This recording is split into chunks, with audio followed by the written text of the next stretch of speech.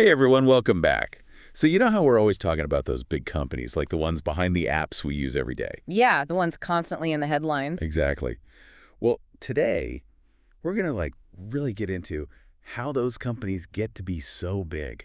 Ah, you mean the financial wizards behind the scenes? Yeah, kinda. Today's deep dive is all about investment banking.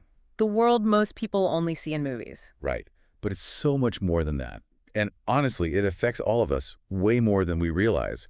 We've got a bunch of sources lined up, articles, reports, even some interviews that basically paint this picture of investment banking as the engine of the economy. And it's fascinating really how much influence it has. Okay, so to start, what exactly do investment bankers do?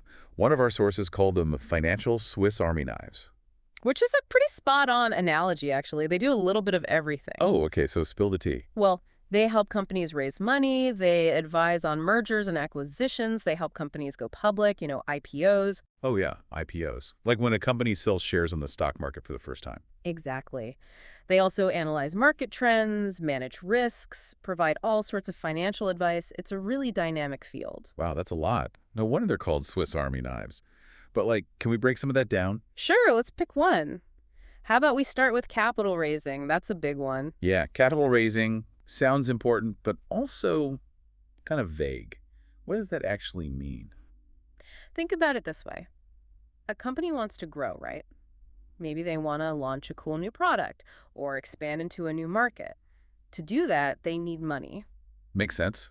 But can't they just, get a loan from a bank? They could, but sometimes they need a lot more money than a bank is willing to lend. Ah, I see. That's Yeah. where investment bankers come in. They help companies figure out the best way to raise that capital. So, what are they hitting up billionaires? Sometimes it Mm. could be private investors, venture capitalists, or even going public through an IPO. Right, the IPO. So the investment bankers help them with all that. Exactly. They help determine the optimal capital structure, pricing, and all the complex logistics involved in these transactions. Whoa, sounds complicated. It can be. One of our sources highlighted a recent example, a tech startup trying to decide between going public with an IPO or taking a big investment from a private equity firm. Ooh, tough choice. Right. Well, the investment bankers helped the startup weigh the pros and cons of each option. Like what kind of pros and cons? Things like growth potential, control over the company, market conditions, you name it. It's a lot to consider. Wow, so it's not just about finding the money, it's about finding the right kind of money. Precisely. It's about making strategic decisions that align with the company's long-term goals. Okay, I'm starting to see why those investment bankers are so important. And we've only just scratched the surface. We haven't even talked about mergers and acquisitions yet. Ooh, yeah, M&A. That's Yeah. where things get really interesting. All those headlines about companies joining forces or one buying another. Exactly. That's a huge part of what investment bankers do. They act as the deal makers. Okay, so let's say Company A wants to buy Company B. What role do the investment bankers play?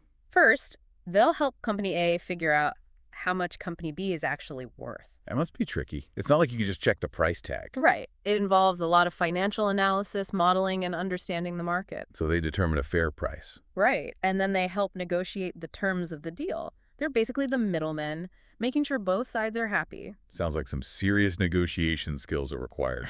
Did any of the sources mention any, crazy M&A stories? Oh, yeah. There were a few cautionary tales. Like one source talked about a merger that everyone thought was a match made in heaven. Ooh, what happened? Well, the investment bankers did their due diligence, the deal went through, but a few years later, the combined company started falling apart. Yeesh, that's got to be rough. It was. Turned out the two company cultures were totally different and they didn't mesh well.